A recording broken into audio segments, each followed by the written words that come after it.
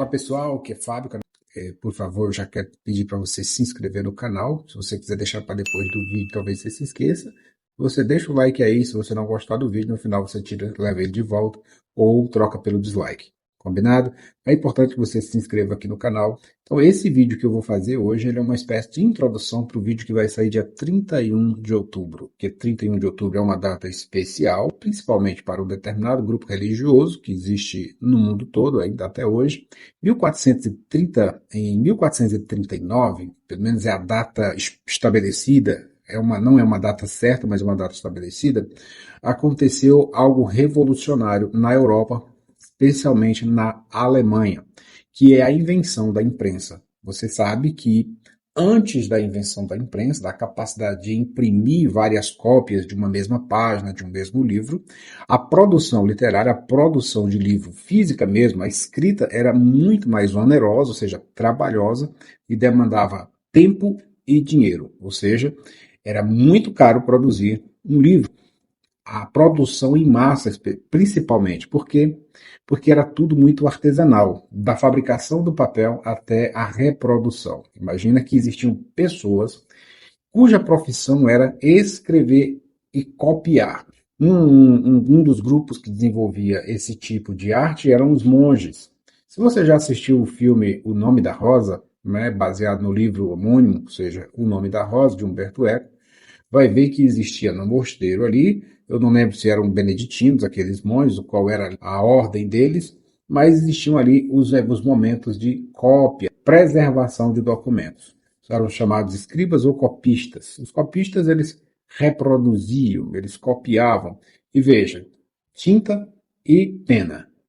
Tinta e pena e escrita à mão. Então ele pegava um documento, dava uma folha previamente preparada, é claro, e transcrevia, copiava o que estava aqui para cá, para preservar o material ou o livro. Depois isso era costurado e encadernado. Os materiais geralmente eram papel bem rústico, feito a partir de uma planta, ou pergaminho, uma curtição do pergaminho que dava as condições necessárias para escrever nele. Só que o Gutenberg, ele criou uma máquina, ele desenvolveu uma máquina que era capaz de organizar as letras e tirar várias cópias de um mesmo texto. E isso foi revolucionário. A partir daí a coisa tomou outro rumo, porque além de estar diminuindo a questão do custo da produção, estava, entre aspas, popularizando a informação através da impressão. É claro que não foi da noite para o dia que o Gutenberg desenvolveu a imprensa. Foi um processo, ele precisava fazer testes e testes e testes até conseguir chegar na forma final, pelo menos para aquela época, e foi a forma que ele utilizou para imprimir a primeira Bíblia, ou seja, a famosa Bíblia de Gutenberg impressa. Talvez você possa fazer a seguinte pergunta, e eu já me fiz essa pergunta enquanto estudante, que era: como é que sabem que foi Gutenberg? Primeiro, porque existem documentos da época, inclusive até mesmo solicitação de empréstimos de dinheiro para trabalhar nessa produção. Existem menções a ele e, segundo os historiadores, né, que vão falar da questão das fontes, não apareceram pessoas querendo trazer para si a autoria da invenção, tá entendendo? Então, Gutenberg acaba sendo a pessoa responsável historicamente pelo desenvolvimento da imprensa. Por que eu falo século XIV, século XV e XVI? Porque isso se deu a partir ali de 1439. Você sabe que em 1453 houve a queda da Constantinopla, da cidade de Constantinopla, e isso foi até um marco para uma divisão histórica medieval, para uma nova fase da história, a partir de 1453. Olha só as coisas acontecendo. Em 1483, 10 de novembro de 1483, vai nascer numa cidade de Esleben, acho que é assim que pronuncia o nome da cidade, um certo Lutero, filho do senhor Hans, uma espécie de minerador daquela época. E esse cara vai ser o responsável por um dos maiores eventos da história do cristianismo.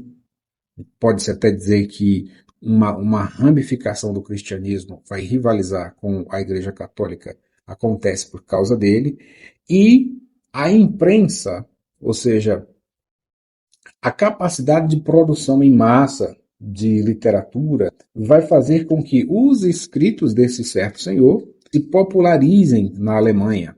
Eu estou falando de Martinho Lutero. Ele nasce em 10 de novembro de 1483 e morre em 25, por aí, de fevereiro de 1546, um ano depois de ter iniciado o processo de contra-reforma com o Concílio de Trento, se eu não estiver enganado, que foi tocado por um outro Papa, não o mesmo Papa, do período ali do ápice da reforma das 95 teses, que eu acho que era o Leão X nesse período. E por que eu estou falando que esse vídeo aqui é uma introdução para um próximo vídeo? Dia 31 de outubro vai sair aqui um vídeo mais completo a respeito de Lutero. Herói ou vilão? O que nós sabemos e não sabemos de Lutero? Aliás, o que nós sabemos de Lutero e o que é que foi escondido a respeito desse personagem, até mesmo por causa da manutenção dessa imagem do herói da reforma. É um tema que eu acho muito interessante e que vai revelar muito a respeito desse personagem controverso, odiado por católicos, amado por protestantes e importante para o cristianismo de uma forma geral, tanto faz cristianismo da vertente católica quanto protestante. A imprensa foi um meio muito utilizado por Lutero para divulgar seus escritos. Seus escritos, ele escreveu muito, ele produziu muito, muitos livros, e até as suas teses e tudo foi popularizado graças à divulgação, graças à capacidade de distribuição. E isso só foi possível por causa da imprensa. Imagina Lutero ter que escrever, tanto que escreveu, por exemplo, ele escreveu Do Cativeiro Babilônico da Igreja, um livro que vai estar citado no vídeo do dia 31, que é Dos Judeus e Seus Embustes, as 95 teses, outros escritos que eu posso até listar aqui num roteiro bem detalhado, que ele produziu e que foi divulgado, além de panfletos, porque era muito panfletário, né? Ele produziu muitos, não chega a configurar um livro, mas é como se fosse um mini livro, um pequeno livro, e isso circulava rapidamente ali pela Alemanha e pelos países vizinhos e facilmente chegava a Roma, e aí as confusões estavam armadas. Bom, graças ao Gutenberg, a imprensa surgiu, a impressão, né, dos chamados prelos móveis, né, tipos móveis, e deu ao mundo as condições de divulgação de conteúdo com maior intensidade, com maior rapidez.